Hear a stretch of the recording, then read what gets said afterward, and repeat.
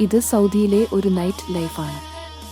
സാധാരണയായി സൗദികൾ ജോലിക്ക് ശേഷം പാർക്കിലേക്ക് വരുന്നു, കുടുംബത്തോടും സുഹൃത്തുക്കളോടും കൂടി നല്ല സമയം ചെലവഴിക്കാൻ.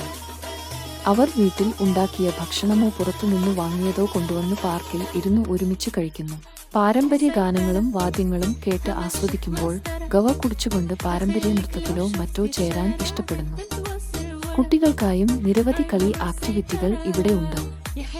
സൗദികൾക്ക് ഓരോ രാത്രിയും ഇങ്ങനെ സാവധാനത്തിൽ ആസ്വദിച്ച് ജീവിതം ആനന്ദകരമാക്കുന്നതിൽ വലിയ ഇഷ്ടമുണ്ട്.